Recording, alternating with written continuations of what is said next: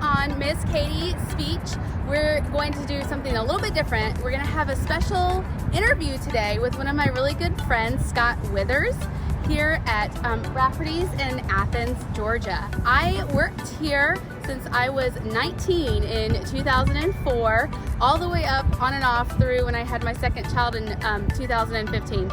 So Rafferty's is like my home away from home, and I know a lot of the managers and a lot of the people that work here, and we come here a lot to eat and hang out with our family. So I asked one of my friends who's the manager here if he would be willing to sit down with me for a few minutes to talk about what some things that families can do or classes can do with kids that have special needs if they want to come here to make their dining experience more enjoyable, less stressful, easier. Just a couple of tips for parents that might be just feeling that extra stress if and when they decide to go back out to eat at restaurants. So join me for that wonderful experience. Thanks again, Scott, for agreeing to sit down with me, and let's go.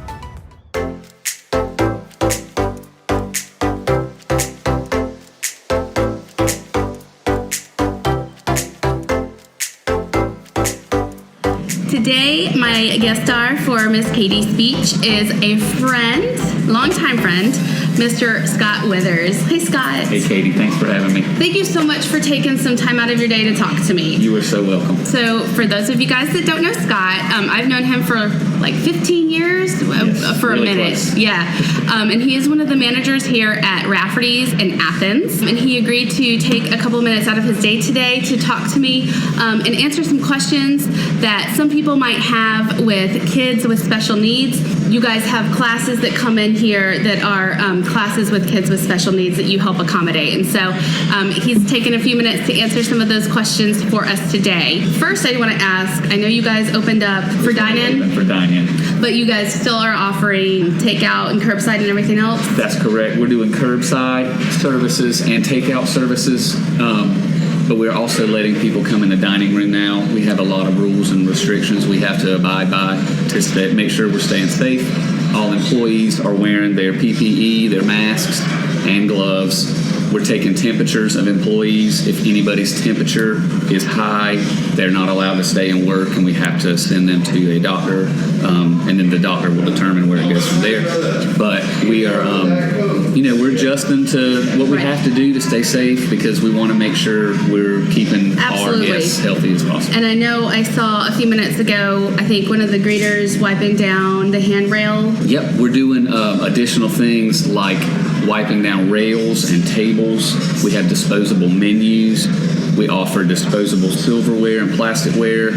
We're not doing garnishes on drinks, anything that would sit in the open air. I didn't even think about that. Oh, wow. Yeah, okay. The people that came up with the policies did a really good job of being very thorough, and the people at Rafferty's, we wanted to take an extra week to make sure we had all our T's crossed and I's dotted. That's awesome. So if I'm coming in here and I have a child, let's say, with autism, and what are some of the things that I could maybe do to help my experience dining out more enjoyable and maybe less stressful as a parent? Right. The most important thing that you could do is give our staff a heads up, whether you call before you come or you enter the building before anyone else arrives, so we can be prepared and we can do anything we can to accommodate you.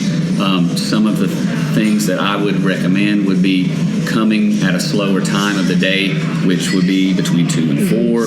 We're not as busy then time. You can get a quieter area. You could have a better selection of tables. If you have, can't sit in a high chair, you can't sit in a booth, restrictions like that. Right. We have a lot of seating that is handicap accessible for wheelchairs. We have ramps. There's a ramp at the front door. There's a way to get to the restroom that doesn't involve stairs. We have a lot of things that we can do for people, but the best thing is giving us a heads up, because we will cater to your specific needs. And I think that is one of the most important things that people or parents with kids that might have special needs just really would be appreciative of to know. If you call ahead, and let's say if you do have a child with autism, as Scott mentioned, a lot of times kids with autism have some sensory aversions, and so it's really easy for the staff here to say, hey, we'll put you in an area that's not quite as loud, and maybe away from the TVs if your kid is too visually stimulated or distracting. There's also lots of seating outside, so there's lots and lots of choices. And like you said, I didn't even think about the fact that there's chairs like this, but then there's also booths, and then there's the high chairs. So that's good for choices as well. Right, and if you call to try to make a reservation, we don't do reservations on Friday, Saturday, or Sunday, but we do Monday through Thursday, and we'll ask you, do you have anyone with special needs, need to accommodate a child in a high chair, wheelchair, whatever the case may be. I love also the fact that you guys use mats for the transitions where the stairs are and then where the tile and the floor meets, because that also helps with people that might have orthopedic impairment or like use a shuffling gait or step. You guys are really careful about putting mats down for the transitions to help keep people safe when they walk through the building. And then the other thing that we had talked about earlier were some of the different menu options. Right. We accommodate guests all the time with special dietary restrictions. We have a gluten-free menu right here that Katie has that just suggests some things that you can get from our menu that don't have gluten in it. Some of the things that we make here in-house do have it, like our potato soup. People don't think it does, but there is flour made in there. We also have a Braille menu for visually impaired people. We have numerous service dogs come in. They're more than welcome in the restaurant. And the Braille menu, which I think is really cool. So if you have a visual impairment and need a Braille menu, there's a Braille menu here. So you had mentioned the Braille menu for people that have visual impairment or need Braille. The other thing that's here, these are really cool. These little sound dog speakers. If you sit in the area, there's a whole bunch of TVs. The cool thing about this is the TVs are numbered, and you just pick, I want to watch, baseball, since hopefully baseball's coming back. You pick, baseball's on TV 1, and so you push the TV 1 button, and then you turn it on, and then you can hear what it is. And this is great, not, just for the casual user, but this is great if you have a hearing impairment, because there's a little speaker right at your table, and there's a jack for headphones, so you can listen to them on your headphones and not bother anybody else.